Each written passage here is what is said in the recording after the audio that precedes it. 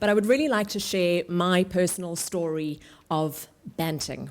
So I have been banting since 2014, in March exactly, and properly banting from the beginning of the year. And I say that because my health journey has been like an onion of layers. And I discovered through the low-carb, high-fat lifestyle my sugar addiction. And so I have been working really carefully on that, and I have been sugar-free and so banting properly since the 2nd of January 2015.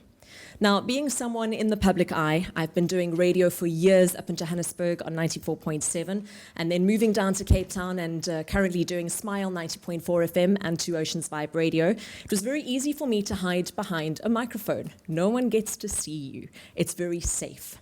But I have a huge passion for this industry. I love switching on a microphone and entertaining. I love standing in front of audiences and entertaining, and it just brings me that little spark inside. It's my absolute best. The problem with our industry, and one of them at least, is it is superficial. It is about appearances. And so trying to get into TV work, it was rejection after rejection because of what people thought I should look like, what society said. My health was suffering. I became insulin resistant. I was put onto glucophage, and I couldn't understand why. I was doing everything right. I was eating right. I was eating healthily. I even, at my heaviest of 90 kilos, and I think we have a picture. Wow.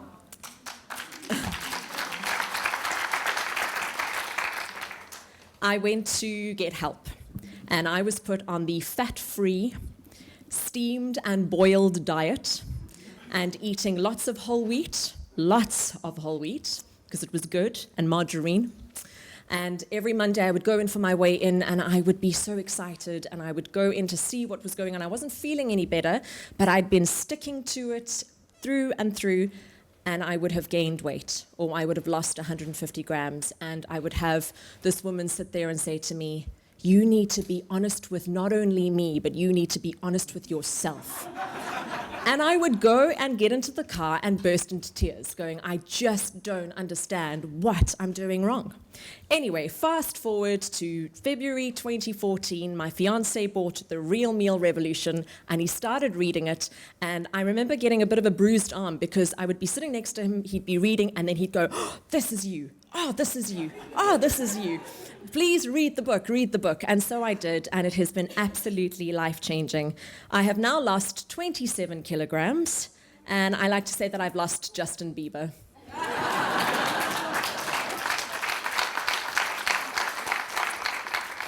Being someone with a profile in media, I do feel that I have a responsibility, and in a good way. I want to spread the message. I want to hopefully inspire people to look at their health, look at the food that they are putting into their bodies. I don't come from a place of being an expert. I am not a nutritionist. I am not a personal trainer by any means, but I come from a place of really understanding. I completely get it. And so if I can just help or even inspire someone to make a healthier choice, then that makes me happy. And so being vulnerable in my story, I'll do it over and over and over again. Well, thank you for letting me share my story. I'm really thrilled to be a part of this. And so when Rob phoned me up to say, please be our MC, I didn't even have to think twice. I am the biggest fan of you guys, and I'm so glad that we now have Raising Superheroes. Obviously, as we start learning more and more about our health, it becomes a case of what about our children?